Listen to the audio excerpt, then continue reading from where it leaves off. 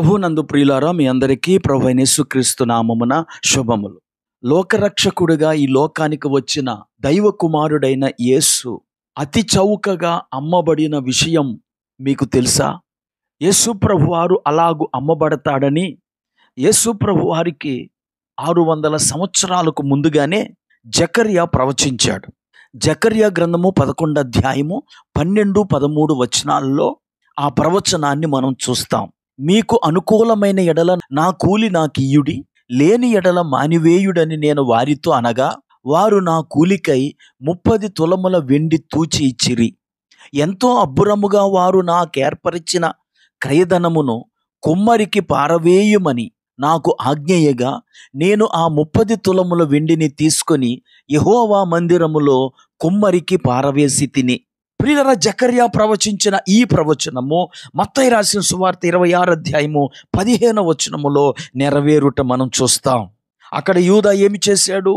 యేసును మీకు అప్పగిస్తాను, నాకేమిస్తారు అని ప్రధాన యాజకుల దగ్గరికి వెళ్ళి అడిగాడు. అందుకు వారు 30 వెండి నాణెములు తూచి వానికి ఇచ్చిరి. ఎంతో కారు చౌకగా యూదా యేసును అమ్మివేశాడు. ధర్మశాస్త్ర ప్రకారంగా ఏదైనా ఒక ఎద్దు ఒక బానిసను పొడిచి చంపేస్తే ఆ బానిసకు పరిహారంగా ఆ బానిస యజమానికి 30 తులముల వెండిని ఇవ్వాలని ధర్మశాస్త్రం పేర్కొంది. అంటే ఒక బానిస వెల 30 తులముల వెండి. యూదా యేసుకు కట్టిన వెల కూడా 30 తులముల వెండి. ఆ తరువాత యేసుకు మరణశిక్ష విధించగా, నిరపరాధి రక్తమును నేను అప్పగించానని కుమిలి కుమిలి ఏడ్చి చివరికి ఉరిపెట్టుకొని చనిపోయాడు. ప్రియులారా, అంతలాగా యూదా ఉరిపెట్టుకొని చనిపోవటానికి గల కారణము అతని యొక్క దురాశయే. అతడు యేసు ప్రభువుతో 3.5 సంవత్సరాలు పరిచర్య చేశాడు. యూదా తనను అప్పగించి అమ్మేస్తాడని తెలిసినప్పటికీ ఈ 3.5 సంవత్సరాలు యేసు యూదాను ఎంతో చక్కగా చూసుకున్నాడు. మొదటిగా మత్తయి రాసిన సువార్త 10వ అధ్యాయం 1వ వచనంలో అపవిత్రాత్మలను వెళ్ళగొట్టుటకును, ప్రతి విధమైన రోగమును, ప్రతి విధమైన వ్యాధిని స్వస్థపరచుటకును తన 12 మంది శిష్యులకు అధికారం ఇచ్చాడు. వారిలో యూదా కూడా ఉన్నాడు. ఆ అధికారమే అపోస్తులత్వము. రెండవదిగా యేసు ప్రభువారు మిగతా శిష్యులకు ఇచ్చినట్లుగానే యూదాకు కూడా సువార్త ప్రకటించుటకు అవకాశం ఇచ్చాడు. మార్కు సువార్త 3వ అధ్యాయము 15వ వచనం, అధికారము గల వారై సువార్త ప్రకటించుటకును వారిని పంపవలెనని ఆయన 12 మందిని నియమించెను. వారిలో యూదా కూడా ఉన్నాడు. మూడవదిగా యేసు ప్రభువారు తనకు జరగబోయే విషయాలన్నీ మిగతా 11 మందికి చెప్పినట్లుగా యూదాకు కూడా చెప్పాడు.